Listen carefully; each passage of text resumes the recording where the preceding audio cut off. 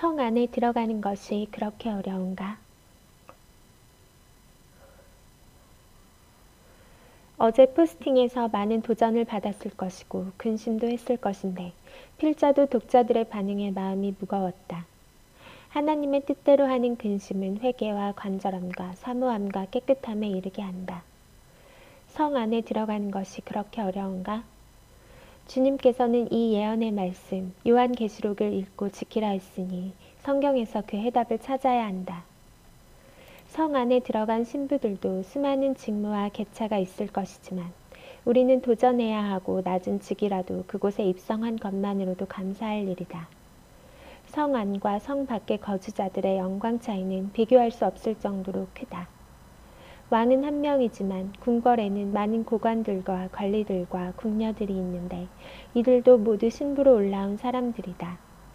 성 밖에는 둘째 부활의 무리가 된 많은 백성들이 있을 것이다. 새하늘과 새 땅에는 그런 행성들과 나라들이 셀 수 없을 정도로 많은데 우리를 나라로 삼으셨다는 것은 그런 의미다. 우리가 사는 세상도 정부와 부자 동네, 가난한 동네, 도시와 시골이 있는 것처럼 천국도 지구의 생태계와 유사한 면이 있다. 천국은 너무 넓은 곳이고 상급에 따른 지역과 신분의 차이가 있는 것은 사실이다. 주님의 말씀대로 냉수 한 그릇 대접한 것도 반드시 그 격차를 만들어낸다. 막연히 좋으신 하나님이 잘 알아서 해주시겠지. 이런 생각은 성경에 따르면 무지한 사람이다. 지구가 그림자라면 천국은 실체다.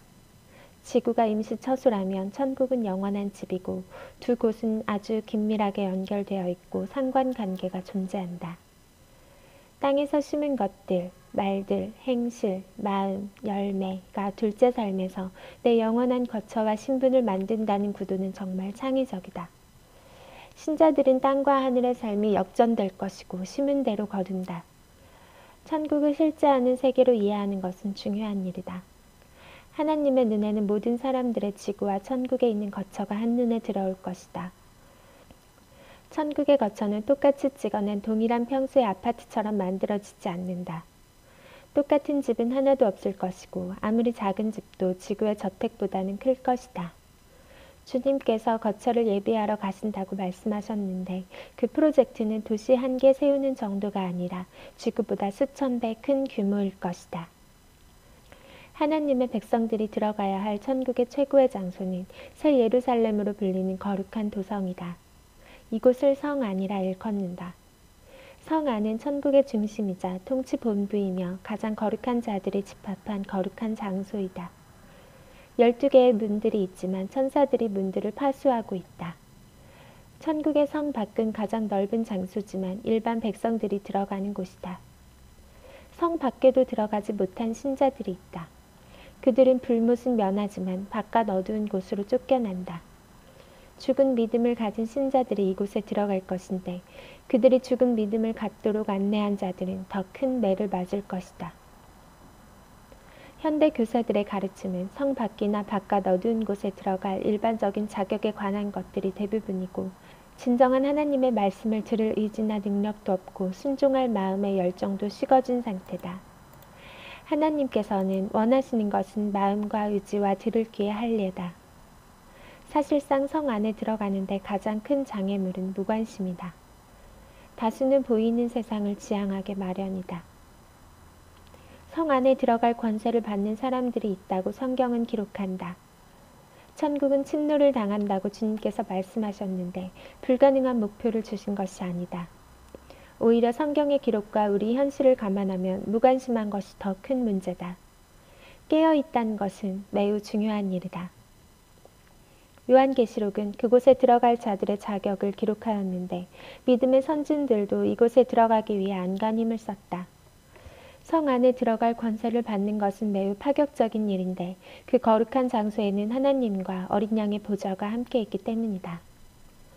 성경에 기록된 조건에 순종하면 영원 무궁토록 누릴 수 있는 성 안으로 들어갈 것이다. 이것을 기록한 이유는 마지막 날을 위해 하나님이 간절한 마음을 전달한 것이며 그들이 어떻게 행동하는지 지켜보시는 주님의 심정을 헤아려 볼 수 있어야 한다. 이러한 약속에 눈 멀고 귀 먹은 것은 어리석고 대체할 수 없는 행동이다. 성 안에 들어갈 권세를 받은 자들. 첫 번째 관문, 자기 두루마기를 빠는 자들. 첫 번째 자격은 자기 두루마기를 어린 양의 보혈에 씻은 자들이다. 자기 두루마기를 빠는 자들은 복이 있으니 그들이 생명나무에 나아가며 문들을 통하여 성에 들어갈 권세를 받으려 함이로다. 거룩한 성에 들어갈 권세는 단지 어린 양의 보혈에 자기 두루마기를 빠는 것이다. 엄청난 것을 요청한 것이 아니다. 성에 들어가는 자들이 입는 옷에는 구속의 속옷과 행실의 겉옷을 입어야 한다고 여러 번 강조했다. 두루마기를 빠는 것에는 다음 구절들과 병행구를 이룬다. 보라, 내가 도둑같이 오리니 누구든지 깨어 자기 옷을 지켜 벌거벗고 다니지 아니하며 자기의 부끄러움을 보이지 아니하는 자는 복이 있도다. 그들 중에는 라우디게아 교회와 같이 벌거벗은 이들이 있을 수 있으며 사대 교회와 같이 더럽혀진 옷을 입은 자들도 있고 빌라델비아 교회와 같이 빛나고 깨끗한 상태로 자기 옷을 지킨 이들도 있다. 성 안에는 어린 양의 피로 회개한 자들과 경건한 삶을 통해 세상의 빛이 된 자들이 들어간다. 지금은 회개에 집중하며 예수님의 보혈에 자신의 옷을 적셔야 할 때다. 깨어있는 자만이 필사적으로 자기 옷을 정결하게 보존하려고 애쓴다. 두 번째 관문, 예언의 말씀을 지키는 자들. 보라, 내가 속히 오리니 이 두루마리의 예언의 말씀을 지키는 자는 복이 있으리라 하더라. 이 예언의 말씀을 읽는 자와 듣는 자와 그 가운데에 기록한 것을 지키는 자는 복이 있나니 때가 가까움이라. 이 두루마리는 요한계시록을 언급하고 있다. 중세 시대에는 신자들이 성경 읽는 것을 금지했는데 현대에는 요한계시록을 읽고 설교하는 것을 금지했다. 사단은 왜 요한계시록을 읽지 못하도록 했을까? 사단은 또 예수님께서 말씀하신 사복음서도 멀리하도록 만드는 데 성공했다. 이 비밀은 예수께서 하신 말씀에서 단서를 찾을 수 있다. 천국의 비밀을 아는 것이 너희에게는 허락되었으나 그들에게는 아니 되었나니. 그들이란 예수 그리스도의 말씀을 깨닫지 못하는 종교인들을 상징한다. 현대 종교 지도자들이 예수님의 말씀을 버렸기 때문에 그들이 고침받고 성 안에 들어올 권세를 받는 요한계시록의 말씀도 닫혔다. 그러나 이 예언의 말씀을 읽고 지키도록 허락받은 신부들이 있고 그것은 신부의 당연한 의무다. 세 번째 관문, 여기서 무너지는 자들. 자기 두루마기를 보혈에 씻은 비밀도 알고 예언의 말씀을 지켜야 한다는 것도 아는 사람들이 있다. 그러나 그들이 거쳐야 할 마지막 관문을 통과해야 유력한 결과를 만들어낼 수 있다.